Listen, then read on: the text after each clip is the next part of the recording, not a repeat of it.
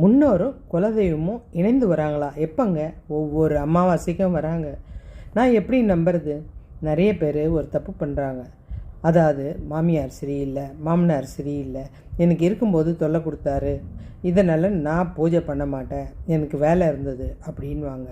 அது எவ்வளோ பெரிய பாதிப்பை கொடுக்கும்னு அவங்களுக்கு தெரிய மாட்டேங்குதுங்க. இதனால் அவங்க வம்சம் ரொம்ப அவஸ்தைப்படும்.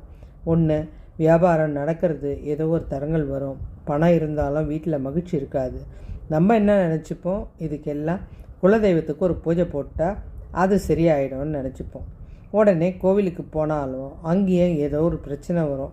உங்களுக்கு அந்த குலதெய்வம் கண்ணிக்கு தெரியாது, இல்லைன்னா குலதெய்வமே உங்களுக்கு தெரியாமல் போயிடுங்க. நிறைய விபத்தெல்லாம் இருக்குங்க. இதில் விபத்துன்றது, அதாவது இப்போ ஒரு குழந்தை பிறக்கணும் அப்படின்னாலும் வர்றதும், ஒரு உயிரை எடுக்கணுன்னாலும் கண்டிப்பாக அது குலதெய்வத்தோட அருள் இருந்தால் தான் முடியும். ஆனால் அந்த குலதெய்வத்துக்கு நீங்கள் இந்த ஆத்மாக்கோ முன்னோர்களுக்கோ ஏதாவது தவறு செஞ்சால் முதல்ல கோபம் வந்துடும். வீட்டில் பெரியவங்க இருந்தால் கோபம் வரும்ல, அந்த மாதிரி கோபம் வந்துடுங்க. அதனால் ஜாக்கிரதையாக இருங்க. இந்த முன்னோர்கள் உங்கள் கூட இருக்கும்போது தான் உங்களுடைய உறவுகள், அதை நல்லா புரிஞ்சுக்கோங்க. அவங்க இறந்த அப்புறம் அது தூய்மையான இறைவனுக்கு சமமான ஒரு ஆத்மா. இப்போ உங்களுக்கு புரிஞ்சிருக்கமே, அவங்கள நீங்கள் எதுவுமே சொல்லக்கூடாதுன்னு. வீட்டில் கூட பெரியவங்க சொல்லுவாங்க, அவங்க இறந்துட்டாங்க, அவங்கள பற்றி நல்லது தான் பேசணும், கெட்டது பேசக்கூடாது. நம்ம அப்பெல்லாம் கவனிக்கவே மாட்டேங்க, ஆனால் அது உண்மைங்க. பேசவே கூடாதுங்க.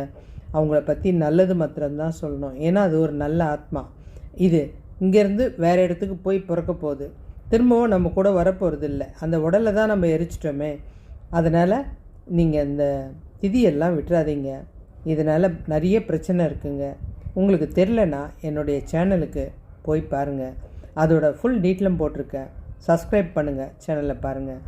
இந்த குலதெய்வமும் இந்த முன்னோர்களும் எப்போ ஒன்றா வராங்க? அமாவாசைக்கு வராங்க.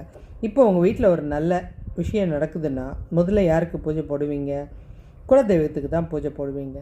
குலதெய்வம் கதவை திறந்தாதான் அந்த முன்னோர்கள் உள்ளே நுழைவாங்க.